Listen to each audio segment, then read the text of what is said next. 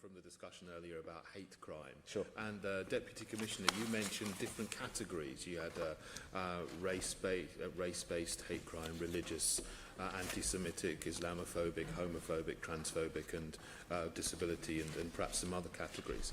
If you have religious hate crime and then also anti-Semitic and Islamophobic, are they counted twice, or what's the difference between those categories? They can be, because a lot of this is obviously self-defined, so you can have more than one flag. Absolutely. Right. So, without too much detail, because of time constraints, you basically put a crime report or an incident report on. It has a number of drawdown flags based on the conversation you've had with the person reporting or the information you've got, and you would highlight those flags. So you can have a number of flags. In exactly the same way, you can have people who are vulnerable for a variety of other reasons as well. So there could be one crime or one report of a crime which Could might be generate counted. a number of flags, yes. It could be counted twice or three times or perhaps more. If Certainly around incidents, yes. Right. Okay. Fine. You often mention that there's a spike, you know, after some of the terrorist incidents. How do you compile the figures? Because we often hear afterwards there's been a daily spike or a spike on a weekly basis or a monthly basis. What sources do you use? Are they all reported directly to the police, or do you use some outside agencies as well? So some will be third-party reporting, but when we talk about crimes, as we're talking about in these, they're ones that have actually been reported to us. We monitor, so that, as you can imagine, when something happens, there's a number of systems that are put into place, including at a strategic level, daily monitoring. Others in the organisation are monitoring these and monitoring the data at a local borough level, sometimes almost lifetime. But we're doing it at a strategic level on a daily basis. Do you still use Tell Mama as a source? So we use Tell Mama, we use a number of other groups who bring third-party reporting into us. But to get to a crime, we've got to have incidents of a crime being reported. If it's reassuring, Chair, so not all incidents would be a crime. No. Is what. But when you put out a press release, for example, after a terrorist incident, saying that there's a spike, you know, in hate crime, as happened, you know, after the London Bridge attacks, are those figures relating to reported hate crime or actual crimes that reports that are then designated as crimes? They are reports of crime. So when we talk about it, we're putting out crime data. So they're reports of crimes, and will all of those go on to be, you know, actual crimes, or will some of them be designated as not being crimes? Well, gosh, it would be difficult to, without doing a detailed analysis of whether, because there's various categories, you can then what I call no crime, and very few would end up there. That's why you have to be very careful in this space around whether you talk about crimes or incidents, because incidents might not be crimes, and crimes might not have been reported as an incident. Yeah, I mean, just going back to Tell Mama, are you aware that their funding was stopped, you know, some years ago? I'm not responsible, and I don't look into funding for third-party agencies. The reality is, if people want to tell us about incidents, to some extent we judge on what they tell us rather than the organisation telling us. Do you think you need to be very careful with third parties that you're using just to make sure that what they're saying are credible? Well, but I think that's, we do that test before we record things as a crime. I think we have to be very careful, personally, as an organisation, saying you can only tell us through that person, that person. Are you happy with Tell Mama?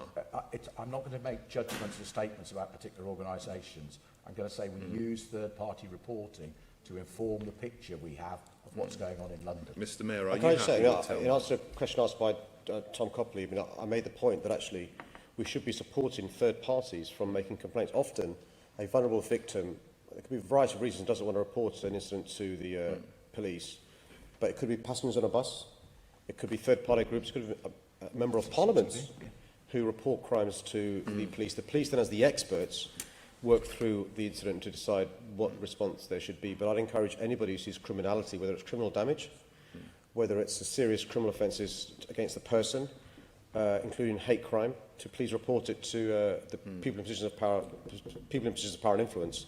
If you don't feel confident to report it to the police, report it to somebody else, and they'll report it to the police. But with hate crime, I mean, you want people to have confidence in the figures that you put out.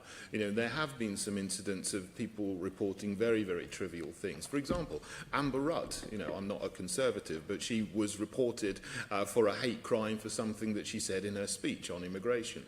The Essex Police and Crime Commissioner said after Brexit, in the supposed spike of hate crime there, that some people were just reporting, you know, they didn't like something that Nigel Farage said and reported it as a hate crime. Heaven forbid. How do you... Sorry? Heaven forbid.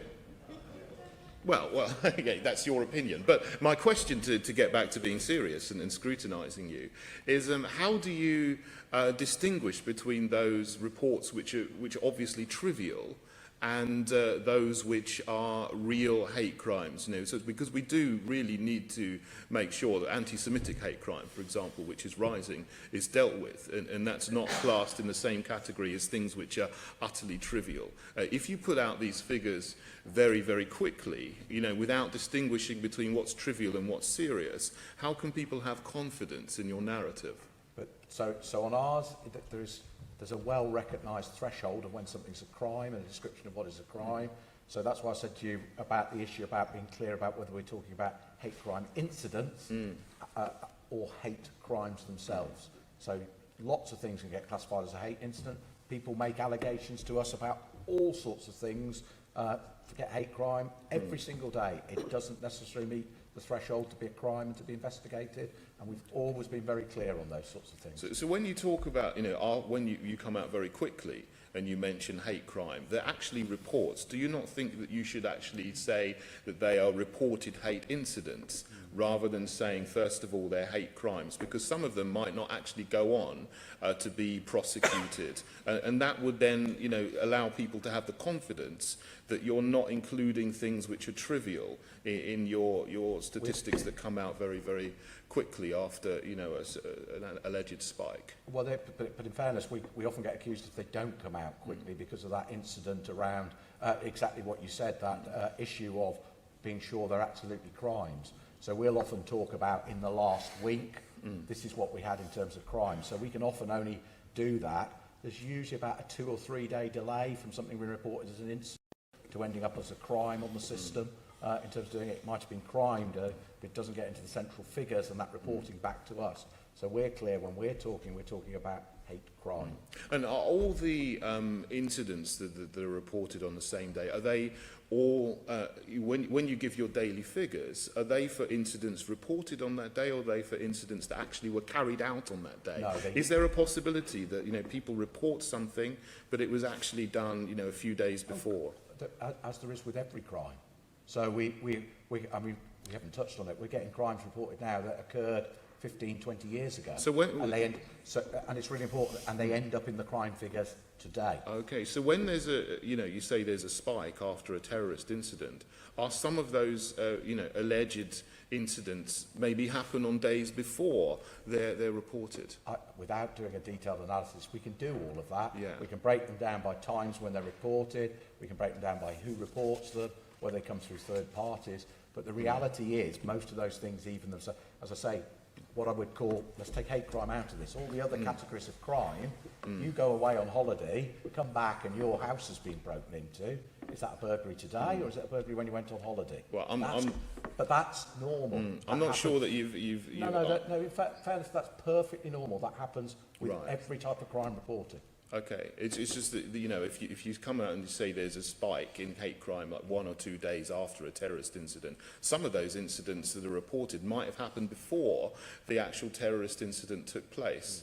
I mean, so I'm not sure that you answered the question there. But one thing... In fairness, if I may, I think I did answer the question. You might not have liked the answer. That is possibly true. That's a different test. Yeah, that is I did answer the question. Yeah. Finally, where are your figures published so that everyone can see them transparently? So the Mayor touched on earlier in terms of the works that's going on around the MOPAC dashboard. You'll have hate crime on the dashboard in terms of the work around that. So you'll be able to see... Can we see them now, or is that something for the future? I don't know if it's live today. It's ready for its soft launch, but that will allow you down to a borough level to look at particular hate crime. You didn't frankly have the balls to put country before party.